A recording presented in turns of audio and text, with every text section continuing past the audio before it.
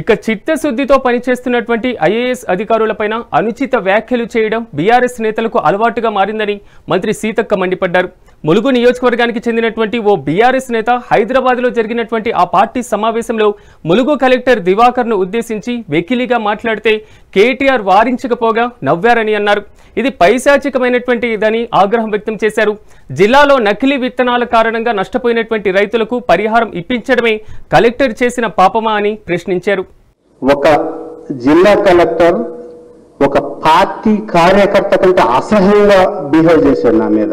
అయినా సరే నేను జరగకుండా ఆయన మీద కోర్టుకు వెళ్ళాను. చివరికి ఆయనే నాకు సరెండర్ అయ్యారు. కానీ ఆర్థికంగా చాలా నష్టపోయాను. మళ్ళీ మన పార్టీ అధికారంలోకి రావటం అనేది పక్క. వచ్చిన మరుక్షణం నేను కోరిక ఒకటే, నా యావదాస్తిని మన పార్టీకి ఇచ్చేయమంటే ఇచ్చేస్తా, కానీ ఆ కలెక్టర్ని ఎక్కడున్నా మాత్రం వదిలిపెట్టద్దని మాత్రం కోరుకుంటున్నాను. ప్రైవేట్ కంపెనీల మెడలు వంచిన ప్రభుత్వం ఈరోజు రేవంత్ రెడ్డి గారి ప్రభుత్వం. దానికి అనుగుణంగా రైతుల కష్టాలు కన్నీళ్లు తుడిచి వాళ్ళు ఒక్కొక్క రైతుకు 60,000, 70,000, లక్ష నష్టపరిహారం ఇచ్చింది. ఇవాళ మా తప్ప, కలెక్టర్ తప్ప.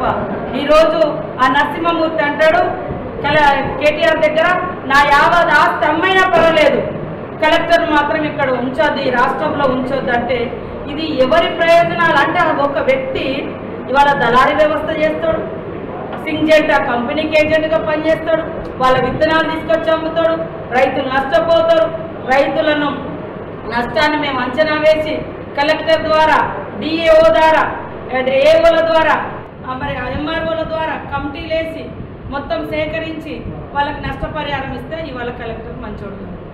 కొంతమందికి పనిచేసే పరిపాలకులు ప్రజల కోసం, పేద ప్రజల కోసం పనిచేయకుండా దళారీల కోసం, ఏజెంట్ల కోసం పనిచేసే అధికారులు ఉంటే మీకు మంచిదా?